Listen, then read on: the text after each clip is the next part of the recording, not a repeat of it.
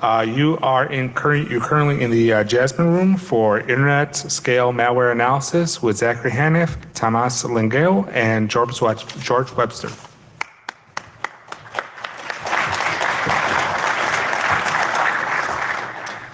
Hi guys, we'll be discussing internet scale malware analysis. So during the talk, we're going to briefly discuss who we are, kind of the motivation, the problem as we see it, and we're going to discuss the framework which we believe will help solve this problem and alleviate it. We'll then be discussing 2 different implementations and discuss what we're going to be trying to do with this in the future. So up here we have Zachary Haniff. He's the Director of Applied Data Sciences at Novetta. He's also a co-author of Binary Pig, which is a feature extraction for large-scale static analysis. We also have Tomas Lengel. He's a PhD student at the University of Connecticut. He's a senior security researcher at Novetta, and he's the creator of DRAKVUF, which is pretty much for large-scale dynamic analysis through virtual machine introspection. And then you have me. I'm George Webster. I'm a PhD student at the Technische Universität of Munich, and I'm researching the cognitive bias in cyber defense. So what we really have for our motivation is we wanted to create a system that really incorporated the full scale of the analytics lifecycle.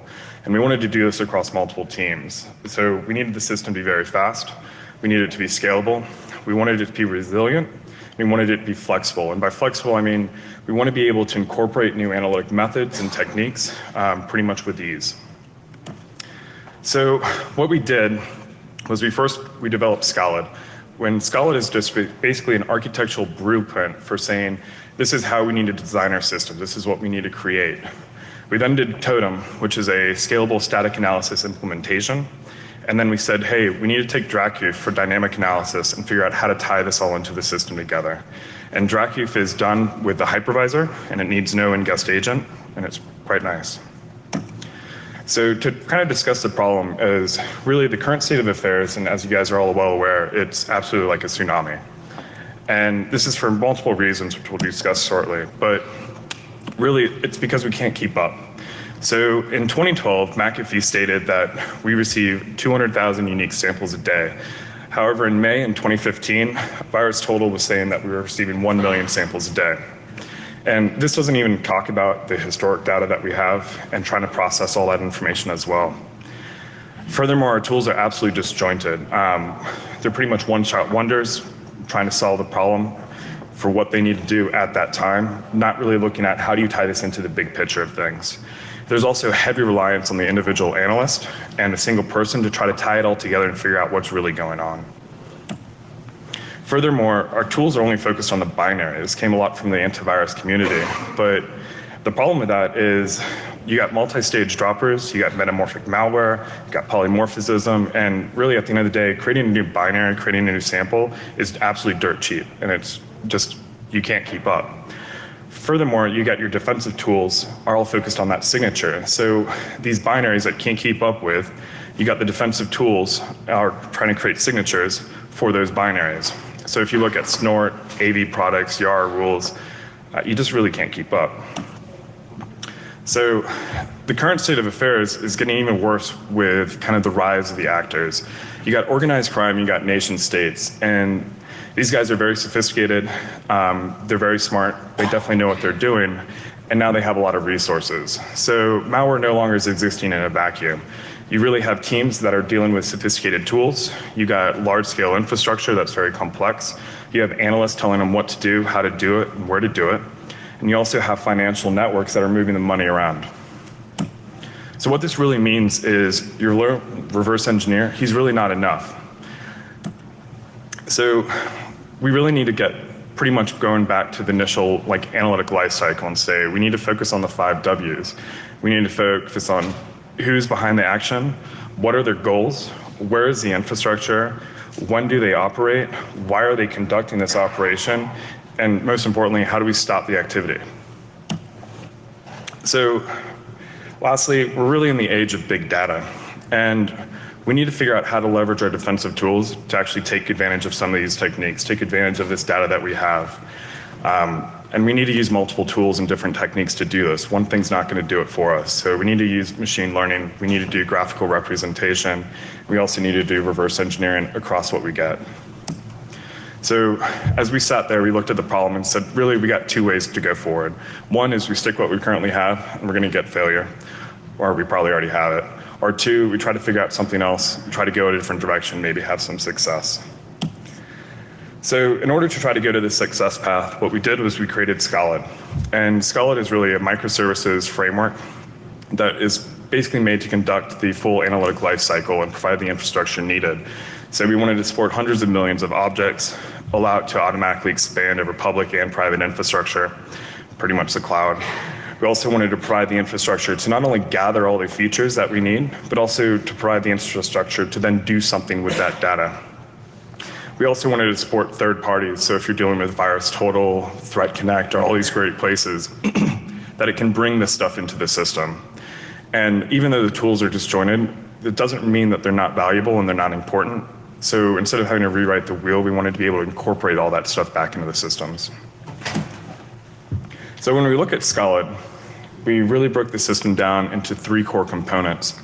And these components are the transport layer, your planner, and then your services.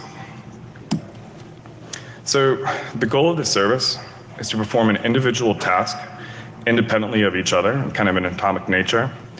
And we wanted them to only interact with the planner. Next, with the planner, we wanted to schedule the service's execution and figure out if something's going wrong with the service, fix it. If anything needs to be restarted, restart it, and then kind of manage all that together, but do it in a smart way where it actually figures out how do we do this best so we're not just wasting our cycles. Furthermore, we wanted a planner we wanted a transport layer that can actually move everything around between the planners and do this in a scheduled way to kind of make it so we can't really lose data. So looking at Scalid, this is pretty much the big picture. And with the big picture, there's 5 main themes. You got your gateway, your storage, your investigation, your interrogation, and your presentation themes. In this talk, we're really going to talk about the investigation and the interrogation levels. So with the interrogation planner, the goal here is to figure out when you receive a sample, when you receive an IP address, a domain, what is it and what information can you get from it? So this really focuses on just one object, be whatever it is, it's agnostic.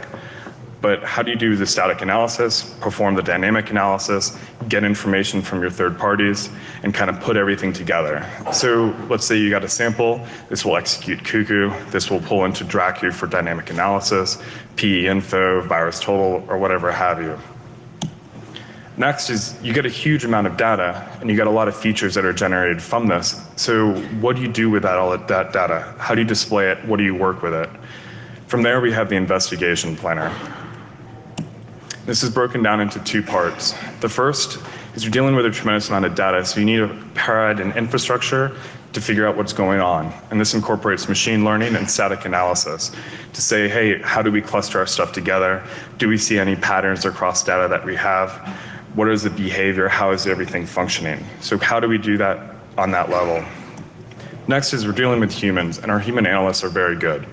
So we wanted to be able to say, what do we do and how do we provide this data to these people in a way that makes sense for that individual, not in a way that makes sense for the person that created it. So we wanted to be able to provide services that can provide an API interface, plug into a web portal. So if you had, say, IDA Pro, you could just provide a service that provides the data you need into IDA Pro. If you had Maltigo, just add a little service that provides an API, so now your data could be displayed in Maltigo. The goal here was to display the data in a way that's best for the analyst, best for the end user, and could tie into your existing tools. So with Scalid, what we really did, we created a framework, and the framework provides a general overview. So going forward in this talk, we're going to provide kind of 2 different styles of implementation. The first is going to be static analysis, and then the second is going to be the dynamic analysis piece. To start talking about the static analysis implementation, I'm going to hand it off to Zach, and he's going to discuss TOTEM. So TOTEM is the first planner that we implemented that effectively controls how we consume work what work needs to be done and how we monitor the work that needs to be performed. TOTEM can be thought of both as the planner, the thing that coordinates all of the individual elements of work and all we need to do, as well as the static analysis components which directly plug into it. So TOTEM represents our static analysis process for very large file data sets. Right now, Novetta, which is where I'm working, receives middling six figures worth of malware every day. For those of you from a large AV or one of the infrastructure owners, I'm sure that's not what you would consider to be extremely large amounts of malware. But that's what we get in a streaming process on a daily basis. And we evaluated a number of different open source malware zoo and malware instrumentation engines to try and figure out if anything that's already existing out there would work for us. And what we found was more or less nothing out there right now is able to consume streaming amounts of data at the volumes that we need it for the kind of analytics that we need to perform. The other thing that we started noticing as well in the process of doing a handful of directed operations over the course of this last year was that a lot of our partners in the AV industry or in the larger security industry, some of them had serious problems being able to run historical signatures or historical analytics against their malware store. Obviously, anyone's going to have issues running any kind of analytic against 200, 300 million malware samples. But we were finding that they probably couldn't even go back more than a week or two in many cases. And so what we identified was we needed to develop some way to allow us not just to ingest the ongoing sets of malware that we have right now, but to also be able to apply new analytics and new findings against the historical malware sets that we have. Because if you can't look back, what good are your models at the end of the day? In addition to that, we identified a handful of other design requirements that we had. We needed to be able to have dynamically defined jobs. And by that I mean, let's say a piece of malware comes in and we know for whatever various reasons we only need to run it against one or two different analytics. Whereas another piece of malware that we collect might need to be run against 7 or 8 or even 9, any arbitrary number that we have. You can't set up a system that has one particular path of execution through the overall analytics stream. You need to be able to route things dynamically. You effectively have these small graphs that get created so that you're able to say, okay, if this result is such and such, you run it against this other analytic. And then finally, we needed to be able to dynamically scale this system. The other thing that we found when interacting with other people in the larger malware community was when doing static analysis, we found a lot of people who would size clusters based on either the spike that they get on every single day when new malware comes in, or they would size it against some known quantity that they'd be getting every day on average. And respectively, this leads to either you have an underutilized cluster or a cluster that you have to continuously resize every single time you go up another 10 or 20% in your average number of malware samples you've collected a day. So we implemented it along the same time as we began to define the SCALD framework, and we've ended up with an asynchronous and easily extendable system that lets us scale very well and be resilient to failures in a distributed environment.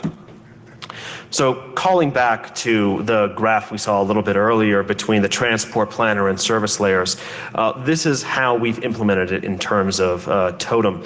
Our transport layer is handled by RabbitMQ. The transport layer is where we load new samples into, or at least tell the system that there are new samples that need to be processed. We're using RabbitMQ for a handful of reasons, and they're all very practical. At the end of the day, it's a very well understood, well supported system. Every major language has bindings for it, and most of the bindings are actually very good. I'd imagine that probably, I don't know, a third to half of the people in here have probably used it or heard of it in some way at some point in time. And this allows us to asynchronously load malware, hold it for work, and then have new workers join. There are a couple of very nice things about Rabbit, aside from the fact that it's easy to understand and easy to work with. Probably the biggest one of it is it's very easy to scale the system as a whole. Right now, we're capable of ingesting probably north of 7,000 malware samples a second during our current deployment, which is more than fast enough for our average streaming process. What we're able to do with that is quickly ingest a large amount of malware. But when we come to stages where we need to ingest even further, not only can we add on more submitters to the system, we're capable of horizontally scaling Rabbit itself. It's got high availability for those of you who need some kind of high availability system, and then you're also able able to distribute the queues themselves so that you can have dedicated nodes working on a single queue and all sorts of other fun things. The other piece of functionality that we really rely on very heavily inside of Rabbit is that it's got a very deep routing topology system. It's very easy to insert various ways to route samples through RabbitMQ while being able to maintain a level of persistence in the system. In the event that we lose a Rabbit node, in the event we lose a worker, we never actually lose any kind of meaningful work. We always remember that there were several jobs that were queued that we need to process, that malware needs to be pushed through. We never actually lose any kind of maintained state. The next part of the chain really then is the planner, which is the totem worker itself. It's the largest collection of state overall in the system. It manages RabbitMQ communications. It organizes, verifies, and validates results once they've come in. It ensures that downloads of the individual malware samples themselves happen at speed, and it does all of the communication with the individual analytical services. Overall, this is our major workhorse. It's got a lot of interesting properties. If any single worker fails, messages are persisted to disk. If a particular set of analytics fails about halfway through the analytical set, anything that succeeded gets serialized out, gets stored for database use later, and anything that failed will simply get bundled back up and re-queued again. And this keeps us from having to do multiple retransmissions or retransmissions in different areas all for the same set of analytics. And this seriously cuts down on the amount of network traffic that we have overall and speeds up what we have. Finally, we've got the services themselves. They're based off of basic RESTful wrappers around known tools or things that are developed internally to the consumer. We made this decision for a couple of reasons. Yes, HTTP is not the fastest thing out there, and yes, you could definitely have implemented it using, say, protobufs or Avro or even Thrift or something along those lines, a more traditional IPC system. But one of the things that we quickly found was our initial beta testers really enjoyed the fact that they were able to take any code that they currently had in any language they currently developed things in, and they were very easily able to integrate it with TOTEM. Anything that speaks a basic REST communication protocol will be useful. You can immediately communicate with the service internally as well as communicate with external services. We've seen some room. I have a branch internal to the office that allows us to get a little bit of extra speed, but ultimately transference speed between local nodes is not necessarily a problem. So a couple of the things that I thought were important about TOTEM that we should probably drill down on. The TOTEM system as a whole is message-centric. There is no shared state between workers. So while you have a distributed worker swarm, none of the workers know about any other worker in the group. And this makes things a lot simpler for implementers, both myself as well as anyone who would be implementing this inside of their own local environment. You don't have to worry about maintaining any kind of concurrent state. You don't have to worry about having any kind of consensus. You don't have to worry about where anything is if a worker dies. This allows us to keep our workers as very expendable nodes. And because of the fact that our jobs are individual messages, each one comprised of a single element of analytical work, we're able to just serialize a single message. We don't have to ship individual binaries across the wire. We don't have to ship anything in any particular weird way. You're only sending a handful of bytes at any given time, and all of that's textual. And that really speeds up the ability to load new samples and perform analysis at scale. We've seen a couple of other systems that are in the streaming space that do things using either 0MQ or a handful of other systems that do directed transference of malware samples themselves across the distributed cloud. And that's a useful way of handling things if you're guaranteed to be inside a local network at all times, but we don't have that guarantee. One of the things that we're doing is we have a hybrid system for processing this malware. 99% of all the samples that we have, we're perfectly comfortable with processing them inside of AWS or another cloud provider. We only get a handful of samples at any given time, which absolutely have to be maintained within the control of our local environments. One of the nicer things about TOTEM is it allows us to scale material across a hybrid environment. Samples that need to stay local, samples that need to be run, say, a dynamic analysis system, can stay and are automatically routed routed to local nodes, whereas other nodes sitting out in the cloud or sitting in any kind of distributed environment will automatically consume messages that are more appropriate for them. So long as a totem worker is capable of communicating with a RabbitMQ node in this case, or any kind of distributed file system, we have a HTTP load balancer that sits in front of a distributed React CS cluster. You're able to begin processing. At the end of the day, deployment for any individual node takes on the order of maybe 5-10 seconds all told. We're overall very resilient to failures, as you have to be in any kind of distributed environment. We take best effort guarantees to be able to transfer your message, not lose work, and generally function normally. Right now, we're a at least once processing system, which means that there are sometimes instances where if you kill a worker, a specific job might be completed twice. These are fairly rare circumstances, but we can't get the guarantee really any better than that at the moment. That's not a major concern for us. At the end of the day, most of the static analyses that we do are relatively time independent, and everything that we load into our backend DBs gets timestamped. So we know if there has been a secondary run due to some component failure.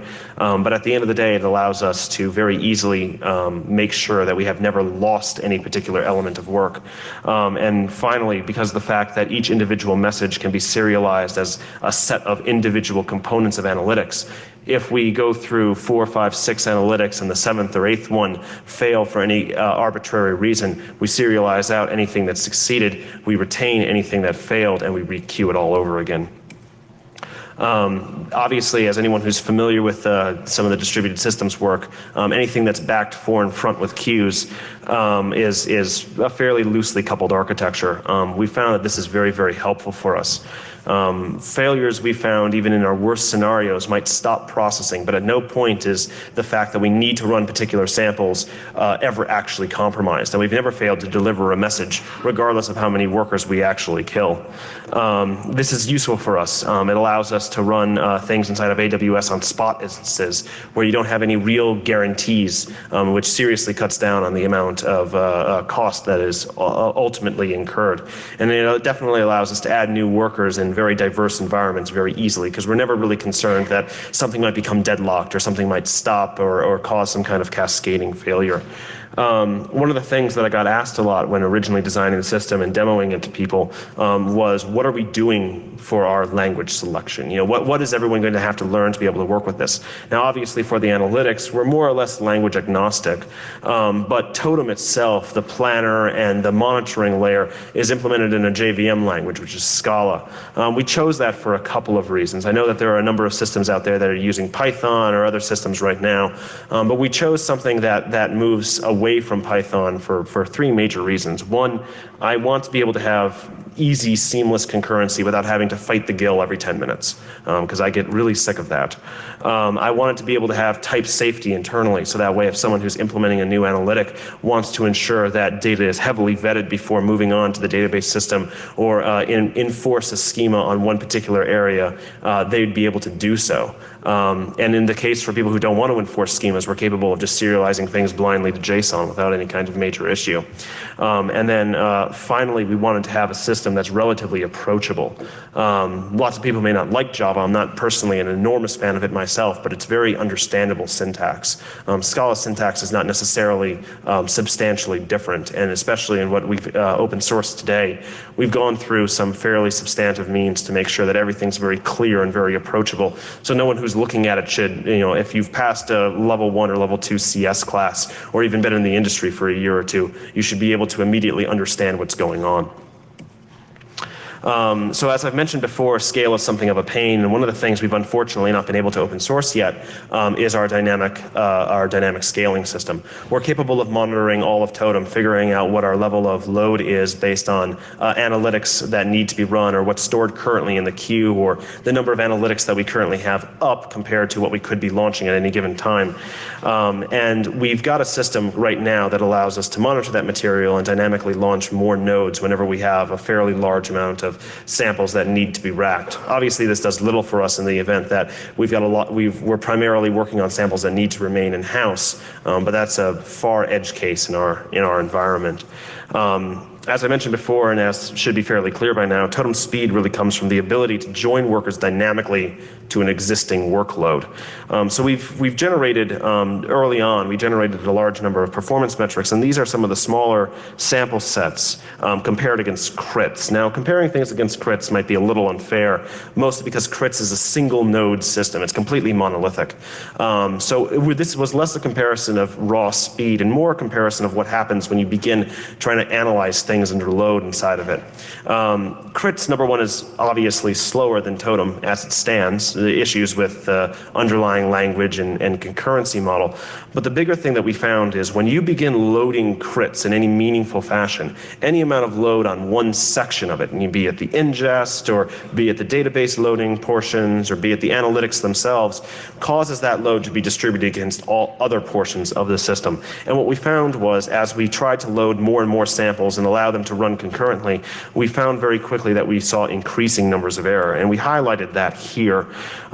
Towards the 50,000 sample range, which is not a large number of samples by any means, we started to see crits begin falling over. And those errors there are errors that caused an unrecoverable state for that particular sample, forced it to be requeued, or meant that we weren't able to load data or perform the finalized analytic. Whereas with totem, both for 3 workers, 100 workers, while our speed stayed more or less stable, we never actually saw any individual errors. In another test, even when we would try to load the system as much as we possibly could, even the worst failure scenarios had individual analytics possibly failing, but those individual portions of a job would get requeued and reprocessed at the end. So while even if you have a misbehaving job, you have a overall system that behaves slower, the system will still continue behaving, and it will complete anything that it's capable of completing all the way to the bitter end. So this graph, which is not terribly readable at the moment, represents 2 sets of totem deployments that are running in our production environment against 1 million malware samples apiece. To run 1 million malware samples against 100 totem nodes sitting on AWS larges, which works out to being, I think, 400, 600 cores, I can't remember off the top of my head, works into just under 2 hours. And this was running for 3 separate analytics for every single sample. And those analytics were a call to VirusTotal to check to see if VT knew anything about it, which was an external API call that goes over HTTPS. There was the application of the YAR exchange's full YAR rule set against each individual sample. We were generously provided the access to the YAR sets. And then finally, we did a number of various hashing techniques against each binary, MD5, SHAs, feature hashing, just as an example of what you can do. So while it's 1 million individual samples, we've got 3 million overall sets of analytics that get run. And it took us just under 2 hours, more like an hour and 45 minutes or so, to process 1 million samples with 100 spot instances on AWS. So internally, we've been able to implement a large array of analytic services. We've currently got crit services parity internal to Novetta. We've got clear support for third-party services such as VirusTotal or anything else you may want to do an external call to. And we support resource extraction for a number of different techniques. Right now, for the open source release, we're releasing a handful of these at the moment. We're not able to open source all of them, but now that it's an open source project, we should be able to develop these again in an external environment. Finally, we're looking into support fairly soon, going through Apache Tika to do content parsing for Office HTML, JavaScript files, which should be a useful thing for a lot of individuals who are working with more of these textual-based documents. We've even got a handful of more experimental things that are running internally. We've managed to integrate a handful of Radar instances, Radar 2, if anyone's familiar with the open source disassembler. We've been able to do that and begin pulling down some automated disassembly. Obviously, that's not a perfect solution, but it's something that we found to be useful and is getting to be seated in a handful of other analytics that we're developing going forward.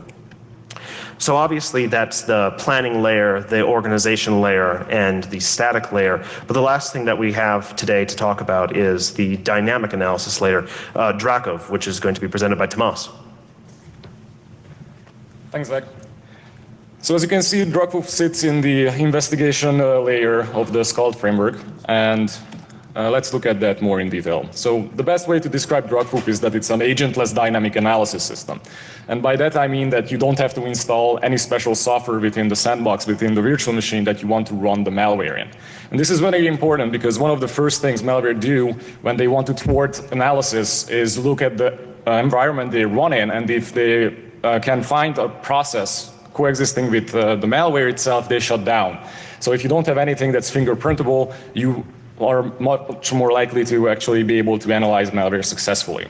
So it is open source. It has been out since last October, and it's built on the libvmi library, which is also an open source library, which is effectively a wrapper around the Xen virtual machine introspection subsystem. So while libvmi itself is hypervisor agnostic, for now, DRAKVUF really relies on Xen's VMI subsystem, which is very robust. The three main components that I found the most important about DRAKVUF is the stealth capability that I already mentioned. Monitoring is purely performed through the hypervisor using the Intel virtualization extension, so you really don't have any special software installed within the sandbox. Furthermore, it is very scalable, so we are using both copy on write memory and copy on write disk, so we can spin up full virtual machines in second, and furthermore only allocate resources for those virtual machines that are absolutely necessary, so you can really scale up the number of sessions running on a given hardware. Furthermore, you have full access to the virtual hardware of that virtual machine, vCPU registers, the memory, or even the disk, so you really have a complete view of what's happening within that virtual machine. With that, what we have been able to do is actually monitor all system calls that happen within that virtual machine, but really we can trap whatever event we want within that system. So for example, we also trap on heap allocations within the Windows kernel, and we also trap on all the scheduling events that happen. The only problem with that is if you really don't have any agent within that virtual machine is how do you actually start the malware sample, right? With Cuckoo, it's quite straightforward. You have the Cuckoo agent sitting within the virtual machine that will start it on your behalf. Well, if we don't have an agent, we don't want to have some server running in it because then that server itself could act as a red flag for malware to look for. So instead what we developed is a way to hijack any existing process within that virtual machine to start the malware sample on our behalf. So let's look at that actually in a demo. That's probably going to be easier to follow. So here I have Xen 4.4 running a Windows 7 virtual machine. And what I'm going to show you is that how to actually hijack that process, the task manager that's running within that VM to start arbitrary execution. So again, you have full access to that virtual machine, so you can actually reconstruct what's happened inside. So I just listed all the processes that are within that machine using standard memory forensic techniques. So this is the same techniques that volatility would use. Here we are just running it on a live virtual machine. So the way we're going to hijack that process is by trapping on the events when that process gets returned from kernel mode to user mode to actually start calculator on our behalf. So as you can see from an external perspective using the hypervisor, I was able to inject a brand new process into that virtual machine without having anything but standard processes running in that machine. So again, I don't rely on task manager. It could have been any other process like Internet Explorer. And with that, what we effectively have is an external shell to that virtual machine where we can actually pass arbitrary commands. It's like having a terminal to that machine. So I just pass the command to start up Internet Explorer and send it to a website. As you can see, it's quite fast, and it also tells you a lot of information about the process that actually got injected. So you get the PID, the thread ID, and all the information that will identify this new process that got injected. And you can really chain together as many commands as you want. So instead of just typing in stuff, I'm just going to copy paste it here because it's a long one. So what I'm going to do here is actually start up command.exe to download a process monitor from sysinternals, unzip it, and start it up automatically. And it will hopefully work. There we go. Command injected. Zip is downloading. Extracted, and it's running. So with that, you really have a very effective external shell to the machine. The only thing we don't inject right now is keyboard and mouse events, but that can also be done. So once you actually injected the malware sample, the other thing you want to do is actually start monitoring. So this is still Xen 4.4. And the way we actually achieve monitoring of that machine is that we are going to be injecting breakpoints into the kernel. And by breakpoint, I mean the standard breakpoints that you would use when you're debugging a software. Except we configured Zen to actually trap all those breakpoints into the hypervisor. So the Intel extensions are configured that the breakpoints will trap into the hypervisor. So we can actually monitor the full execution of the Windows kernel. So still I have standard process listings. I'm also going to show the kernel modules listed. So you really have a complete view of what's happening within the machine and what's there. So yeah, this is the Windows kernel. Those are all the kernel modules loaded. And what I'm going to do is actually I'm going to start up a screen session because the output is going to be very verbose and it's not going to be able to, you're not going to be able to actually read it. So I'm going to be grabbing through that output later. So now what you actually see here is all those breakpoints have been injected into the Windows kernel. And this is the live execution of Windows running on the right. And once I start moving the mouse around, you see things speeding up quite considerably, but I mean, it's not designed for humans to really understand what's happening in there. It's like watching the Matrix. So what we are going to do is actually grab through that output for some more meaningful things to look for. First, I'm just going to grab for the instruction pointer. These are going to be the actual functions that are getting called within the Windows kernel where our breakpoints are injected. And this is how we actually are able to monitor system calls. So we are not actually trapping on the system call instruction. We are trapping on the functions that get called when a system call is issued. So these are all the system calls that Windows is executing right now. But the other thing that I'm also trapping on is heap allocations. And heap allocations are very useful features because that really allows you to reconstruct a lot of things about what's happening within that machine. So for example, as you can see, a lot of things happening even if the machine is idle. Once I start moving the mouse around, you will see a lot of I/O allocations. Maybe you can read it, maybe you can't. But these are just the coordinate structures that hold where the mouse is moving. But some of the other things that are very useful from the kernel heap that you can look for is file objects, for example. You want to see what files are being accessed within that machine, and you can do that by watching for file object allocations. So I just right-clicked on some personalization thing on the Windows desktop, and these are all the files that are actually getting accessed by Windows. And I get this list just purely looking at the memory and the execution of the machine. So I don't have anything watching the file system access itself. This is Windows trying to allocate the structures before it actually accesses those files from the file system. There's a lot of things getting accessed just for a simple thing like this. So this is quite amazing. And as you can imagine, this is very useful when you're analyzing malware, when you want to identify what files have been touched, what is with the malware doing, because you actually see all the files that have been opened. And this is not something malware can really mess with. This is really the internal Windows kernel trying to open files. So unless the malware is implementing its own file system access mechanism and its own heap allocation mechanism, effectively loading another operating system within the operating system, you can really trust this. So I just created a text file on the desktop, and as you can see, it shows up in the log as well. So this is really, really a nice tool to have. Another really awesome thing about DRAKVUF, it's really cloud ready. So everything that is required to run DRAKVUF has been in Zen since Zen 4.3, which has been released about 2 years ago. For Zen 4.6, I've reworked the entire VMI subsystem of Zen. So in Zen 4.6, it has been optimized, and a bunch of really cool stuff have been merged into Zen 4.6. The first RC is going to be cut in 2 weeks, and Zen 4.6 is going to be released later this year. The only thing that's stopping us from running DRAKVUF in the cloud, like on Amazon, is the fact that most of the cloud providers don't enable this thing called Zen security modules, which is really what would enable us to run this system securely on a cloud deployment where there might be other users on the system. So XSM, the Zen security modules, would enable us to segregate these systems from each other. And unfortunately, most cloud providers don't enable that, either though it has been in Zen for years now.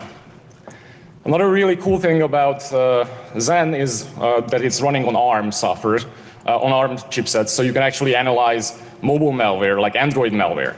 So I actually implemented for Zen 4.6 a basic tracing capability for Zen using the ARM two-stage paging mechanism, so you can actually monitor memory accesses that are happening on ARM chips. So you're actually going to be able to analyze mobile malware with this system as well, but it's still a work in progress.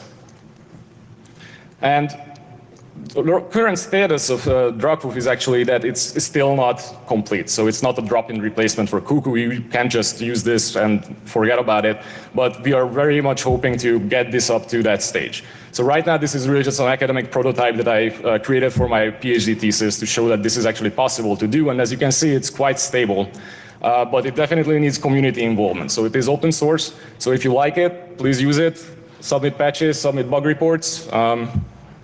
And there are many new things coming that will be very, very nice to have for DRAKVUF. So for example, Intel is releasing a new chipset that will have this thing called the Intel virtualization exceptions, which will be very useful to have for DRAKVUF as well. I actually had a chance to work with the Intel developers to create the first open source implementation for this for Zen, which will be available in Zen 4.6 as well.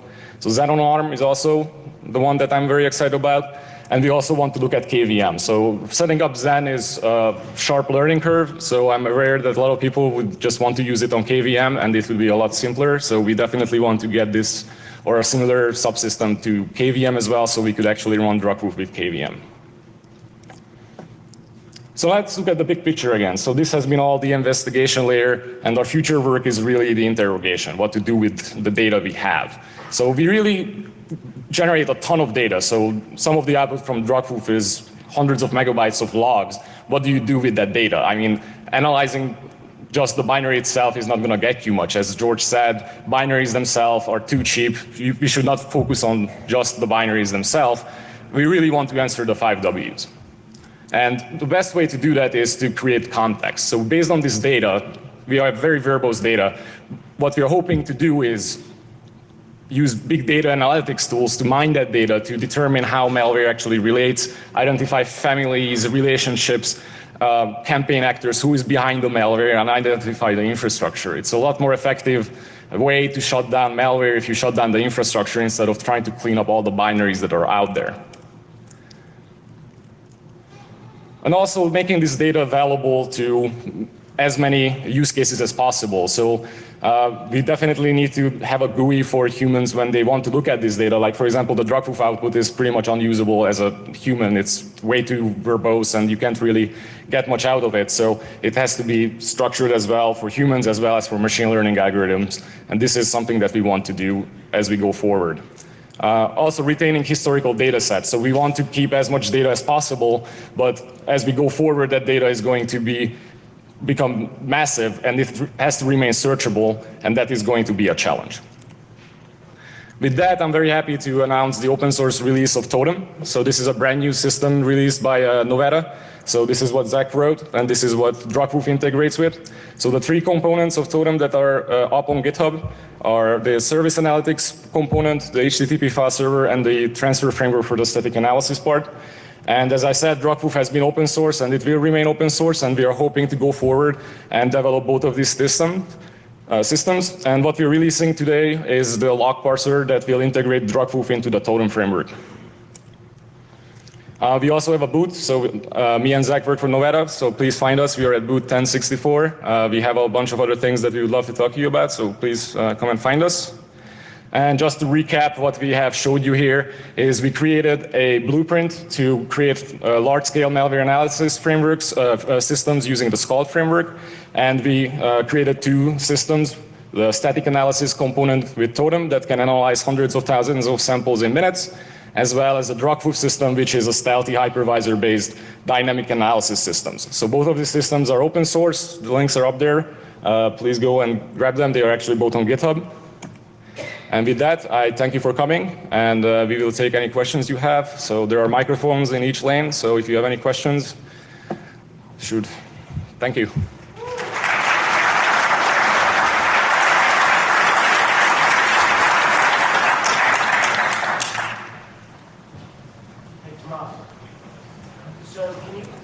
Can you ask on the microphone, sorry?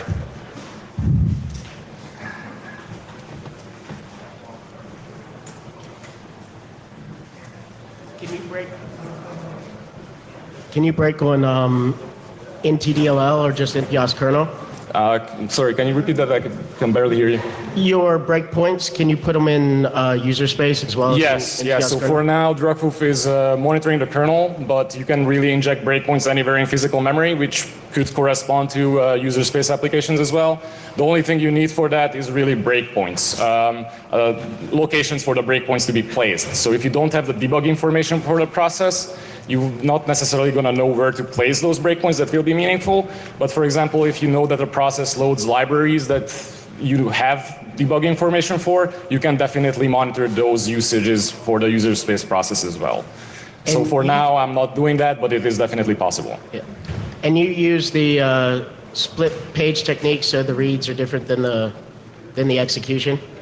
Yeah, so essentially the breakpoints are protected with EPT permissions. So if anyone within the virtual machine tries to read from those memory locations to determine if there are breakpoints, I actually trap those accesses to the hypervisor, and I can just remove the breakpoint and tell whatever process is running within that machine that, oh, there is nothing there. And this was one of the very first things that we had to do, because Windows actually blue screens when you just inject breakpoints into it. So, so that was one of the very first things we had to do to actually just not crash the system. So it's actually, the breakpoints are invisible. So you can scan the physical memory from within the machine, but you will not find anything. Thanks. Yep, no problem.